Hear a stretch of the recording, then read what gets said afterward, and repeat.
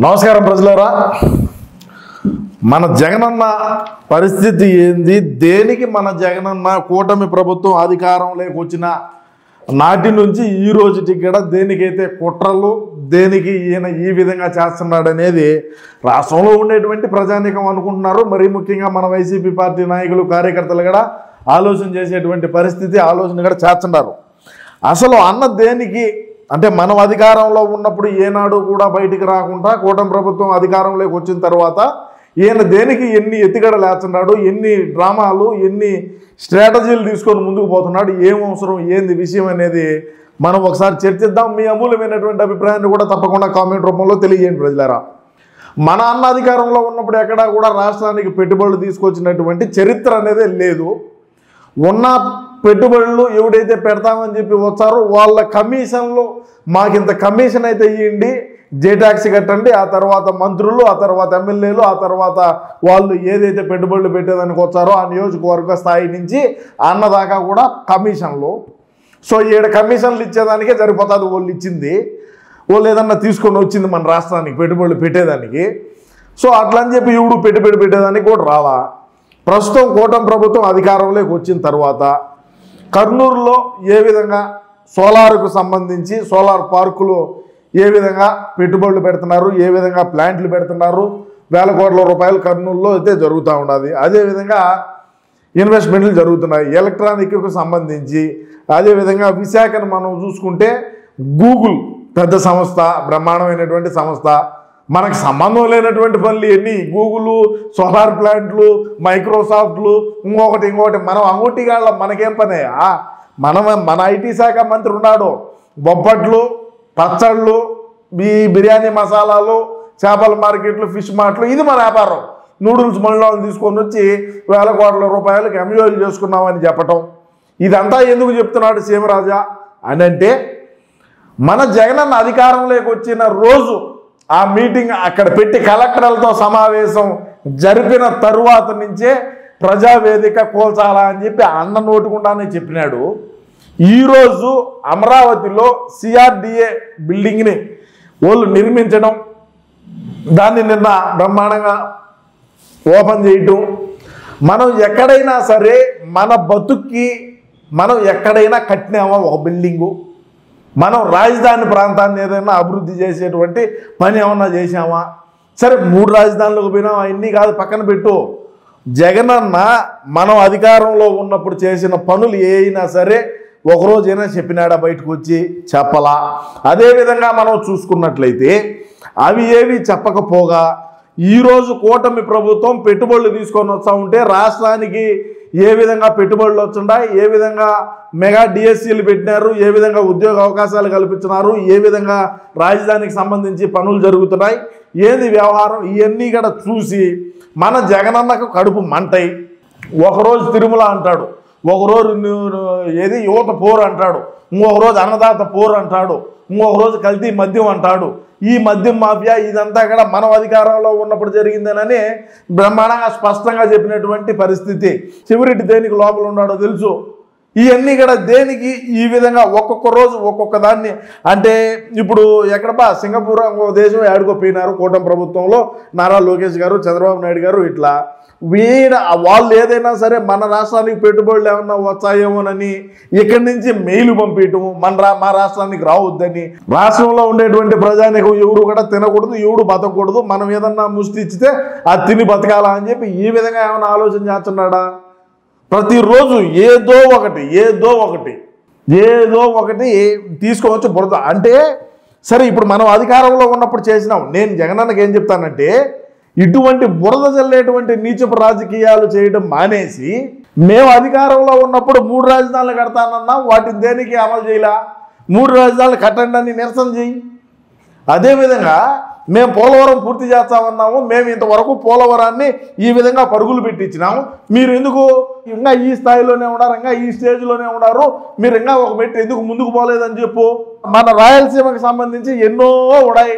మనం అధికారంలో ఉన్నప్పుడు ఇచ్చినటువంటి హామీలు, మనం అధికారంలోకి రావాలని ఇచ్చినటువంటి హామీలు, వాటిని నెరవేర్చమని చెప్పి చంద్రబాబు నాయుడు గారికి ఆయనకి చెప్పు.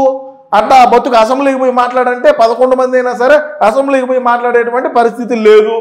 మరి అసెంబ్లీకి దేనికి పోలా?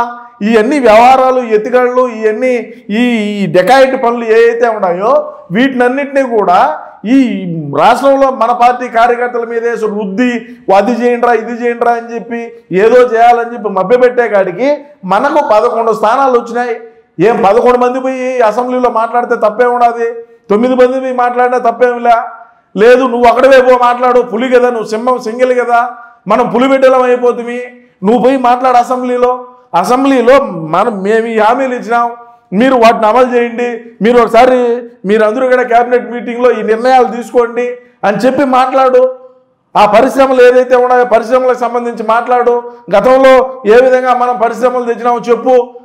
మేము ఈ విధంగా బొప్పట్లు, అప్పడాలు, వడియాలు, ఈ స్పైసీలన్నీను, అదేవిధంగా ఇంకా రకరకాలుగా మనం బొప్పట్లు, మామిడి తాండ్ర ఇటువంటి ఫ్యాక్టరీలు మేము తెచ్చినాము, ఇట్లాంటి ఫ్యాక్టరీలు మీరు తండి. గూగుల్ టేక్అవుట్లు, అదేవిధంగా హెచ్సిఎల్, అదేవిధంగా టీసీఎస్లు, మైక్రోసాఫ్ట్లు ఈ అవసరం లేదని చెప్పి మాట్లాడిపోయి బతుకు అసెంబ్లీలోకి పోయి మాట్లాడాలంటే కారతాది. అసెంబ్లీలోకి పోము. దేనికి పోము అసెంబ్లీకు? అందులోనూ మనం పులిబిడ్డలం అయిపోయా, సింగిల్ అయిపోయా. మరి దేనికి అసెంబ్లీలోకి పోయి మాట్లాడలేకున్నాడు? అసెంబ్లీలోకి పోయి మాట్లాడండి. ఎవడొద్దన్నాడు?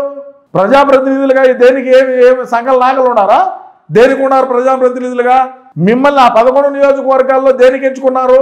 వాళ్ళకి టైంపాస్గా నియోజకవర్గంలో ఉండేటువంటి సమస్యలను తీసుకొని అసెంబ్లీలో ఏదైతే మంత్రులు ఉన్నారో లేకంటే ఇంకొకటి ఉన్నారో అధికారులకు విన్నవించారు, మా నియోజకవర్గంలో ఈ విధంగా ఇబ్బంది పడుతున్నారు, మౌలిక సదుపాయాలు లేవనో, రోడ్లు లేవనో, స్కూళ్ళు, హాస్పిటాలిటీ, రెవెన్యూకు సంబంధించి ఇటువంటివన్నీ మా ఇబ్బందులు ఉన్నాయని చెప్పి 11 మంది శాసనసభ్యులు దేనికి పోయి చెప్పలేకున్నారు అసెంబ్లీకి పోయి సావండి అంటే అది లేదు. ప్రతిరోజు ఏదో ఒకటి కూటమి ప్రభుత్వం పైన బురద చల్లటమే లక్ష్యంగా పెట్టుకొని ఆ ముట్టి కింద ఫెవికి కేసు పెట్టుకున్నా బాగుండు, సీఎం సీట్ నాదే అని. ఏమి చేస్తాం ప్రజలారా? ఇంకొకటి చేస్తాడు. అంబేద్కర్ గారి విగ్రహాలకు నిప్పు పెట్టించాడు, వంగవీటి రంగా గారి విగ్రహాల మీద చెప్పులు వేయించారు, లేకంటా ఉంటే ఇంకొకటి చేస్తారు. ఈ విధంగా ఎన్టీఆర్ విగ్రహాల పైన ఇంకొక రకంగా చేయించాడు. ఈ విధంగా కులాల మధ్య, ప్రాంతాల మధ్య, మతాల మధ్య చిచ్చు పెట్టి ఏమి సాధిద్దాం అనుకుంటున్నాడు మన జగనన్న? ఆ పక్కన ఉండేవాడేమన్నా ఇటువంటి సచ్చు సలహాలు ఇస్తున్నాడా? లేదు అనేట్టుగా ఉంటే ఇంకేమన్నా ఈయనకేమన్నా మాత్రల లోపమా, లేకంటే ఏందని చెప్పి రాష్ట్రంలో ఉండేటువంటి ప్రజానీకం అందరూ కూడా ఆలోచన చేసేటువంటి పరిస్థితి. 1,33,000 కోట్ల రూపాయలతో గూగుల్ ఈరోజు ముందుకు పోతుంది. మన వైజాగ్కి తెచ్చారు. మన వైజాగ్లో 1,33,000 కోట్లు అంతేనారా? సరే, ఎట్నోలే, మనకంత ధమాకు లేదు, మనమంతా అంగుట్టిగాళ్ళము. ఈ గూగులు ఇవన్నీ సాఫ్ట్వేర్కి సంబంధించింది అయిపోయా. మనం 10వ తరగతిలోనే ఆ క్వశ్చన్ పేపర్ దొబ్బేసిన వల్ల మనం అయిపోతుంది. ఇది మన బతికైపోయా. ఆయనేమో నారా లోకేష్ ఏమో పెద్ద పెద్ద యూనివర్సిటీల్లో చదువుకొని మంచి ఉన్నత ఉద్యోగాలు చేసి ఈడికి వచ్చినటువంటి వ్యక్తి ఆయన అయిపోయా. మనోడేమో కోడిగుడ్డు, ఇప్పుడే కోడిగుడ్డు పెట్టింది, ఇంకా అది పగలాలని ఈడు చెప్పా. ఆయనేమో దాన్ని కోడిగుడ్డుకేంది, దానికేందిరా సంబంధం అని డైరెక్ట్గా వాళ్ళని తీసుకొని వచ్చి ఇన్వెస్ట్ చేయండి, మా రాష్ట్రంలో ఇది పరిస్థితి అని చెప్పేటువంటి పరిస్థితి. నక్కకు నాగలోకానికి ఉన్నంత తేడా ఉండిపోయా. ఏది ఏమైనప్పటికీ రాష్ట్ర ప్రజలారా, నేనేం తెలియజేస్తానంటే మీకు, మావాడు రాబోయే రోజుల్లో, మావాడు అంటే మళ్ళీ మీరు ఏమన్నా వేరేగా అనుకుంటారేమో, మా రాయలసీమలో అన్నైనా సరే, తమ్ముడైనా సరే, ఇంకొకడైనా సరే, మావాడంటే మాకు దగ్గరోడని లెక్క అనమాట. పెద్దోడైనా కూడా మావాడనే అంటారు. మావాడు రాబోయే రోజుల్లో ఇటువంటి ఎత్తుగళ్ళంగా వేస్తాడు. ఎందుకంటే నారాసుర రక్త చరిత్ర చూసాం, తల్లి చూసాం, చెల్లిగారు చూసాం, సునీతమ్మని చూసినాం, సునీతారెడ్డి గారిని చూసినాం, అదేవిధంగా నారాసుర రక్త చరిత్ర చూసాం, అదేవిధంగా చంద్రబాబు నాయుడు గారు అక్రమ కేసు చూసాం, గులక రాయి చూసాం, ఈరోజు కల్తీ మద్యం చూసాం. కల్తీ మద్యం ఏడిదాకా వచ్చిందో చూసాం.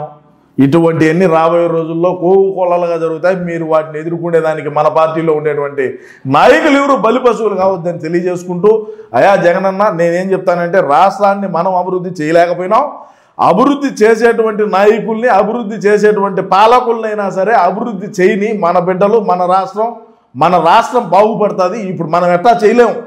మనం రేపు 2039లో నేను అధికారంలోకి వచ్చినప్పుడు వీళ్ళు రాష్ట్రాన్ని అభివృద్ధి చేసినారంటే తద్వారా వచ్చేటువంటి ఆదాయాన్ని మనం తీసుకొని బాగా ఎంజాయ్ చేద్దామని ఈ సందర్భంగా తెలియజేసుకుంటూ, ఏది ఏమైనప్పటికీ జగనన్న చేసేటువంటి ప్రయత్నాలు, జగన్మోహన్ రెడ్డి గారు చేసేటువంటి లుచ్చా పనులు మీకు ఏ విధంగా అనిపించినాయి అనేది మీ అమూల్యమైనటువంటి అభిప్రాయాన్ని తప్పకుండా కామెంట్ రూపంలో తెలియజేయండి. నమస్కారం.